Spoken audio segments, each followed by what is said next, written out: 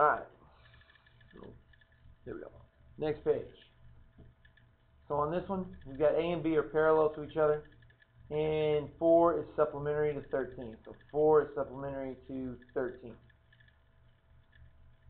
Again, anytime they lead with a given, those are free points. So if you see one of those givens, throw that out there, free points.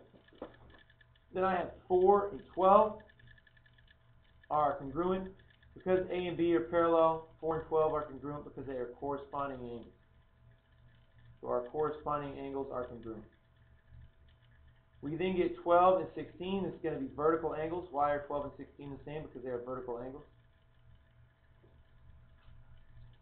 And then I have 16 is supplementary to 13. 16 is supplementary to 13. Now what they are doing is you could say transitive. I'm going to say substitution here because it makes more sense. We're substituting in 16 is the same as 12. 12 is the same as 4, and 4 is supplementary. So I'm going to say substitution. It's going to be property of congruence. Alright. Then we have C is parallel to D, and that's because we have 16 is supplementary to 13, and that makes these consecutive interior angles, and they are supplementary. And when you have supplementary consecutive interior angles, you have parallel lines. Well, consecutive interior angles that are supplementary. Now, tell whether they're parallel, perpendicular, or neither.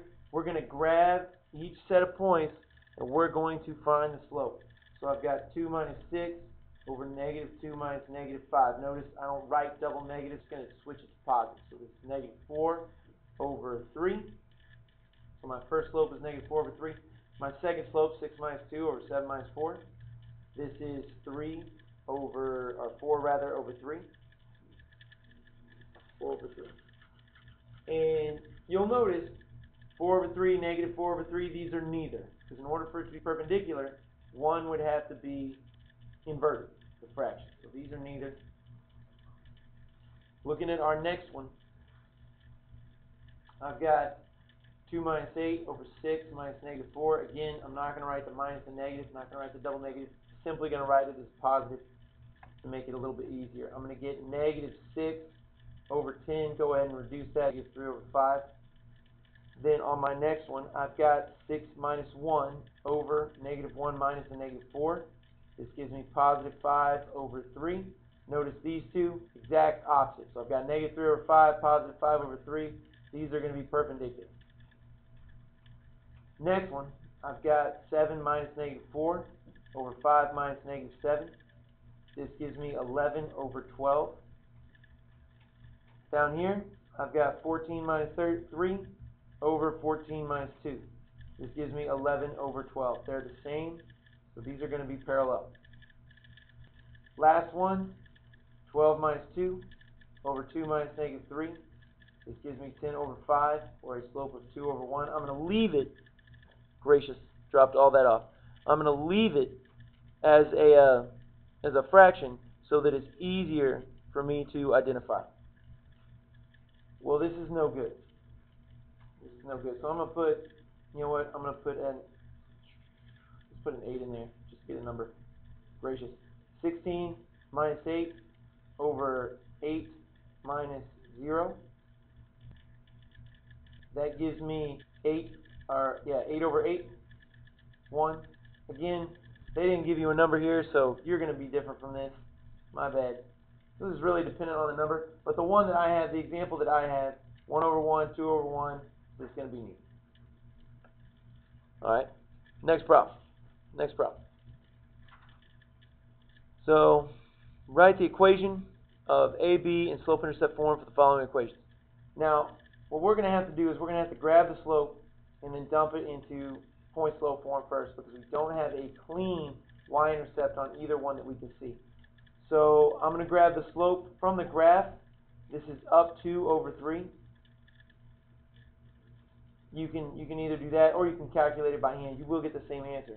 So my slope is 2 over 3. I'm going to use this point. So that point is 2 comma 1.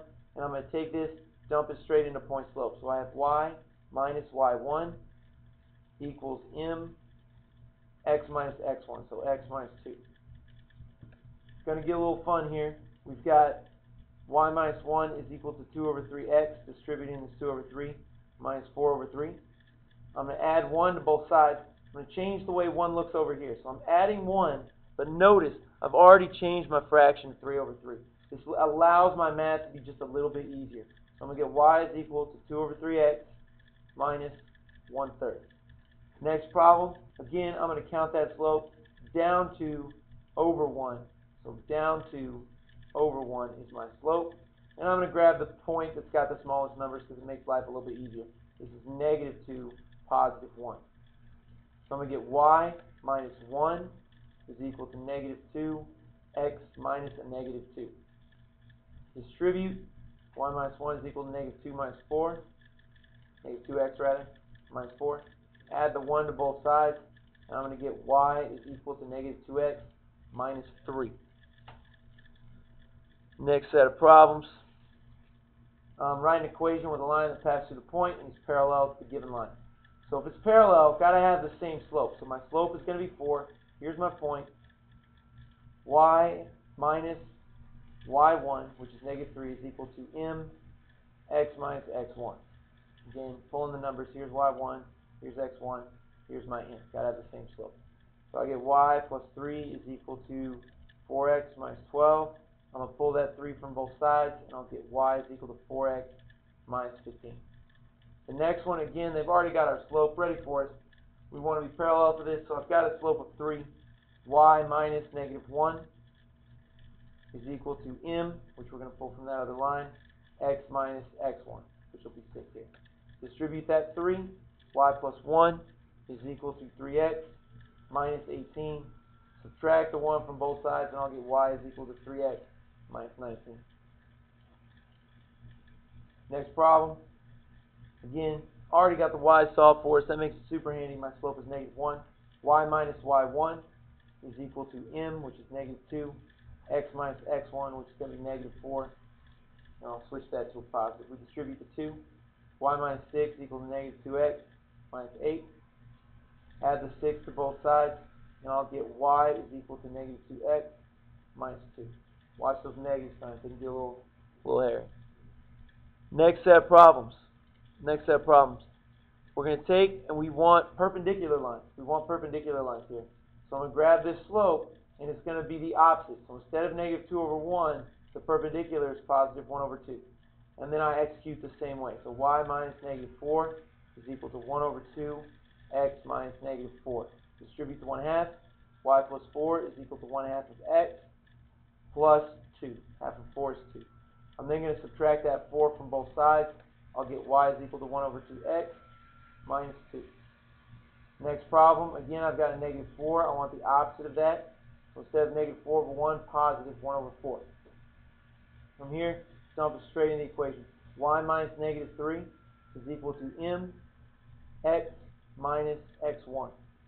So I'll get y plus 3 is equal to 1/4 of x minus 1/2. I'm going to subtract the 3 rather from both sides. And this time, I'm going to leave it as a decimal because this is an easy one to do that way. So I've got y is equal to 1 over 4 x minus 3.5. And you can have 3.5, you can have 7 over 2, you can have 3 1/2. It all depends on what your teacher's going to accept. But that's how I'm going to do it. Now this last one, you've got a vertical line. And what you're going to have to do, you're going to have to identify the fact that you have a vertical line. There's really not a lot of other ways to do it. So I've got x equal negative 5. Here's that line. Here's x equal negative 5. And you got to think to yourself, perpendicular to a vertical line. Well, that's going to be a horizontal line.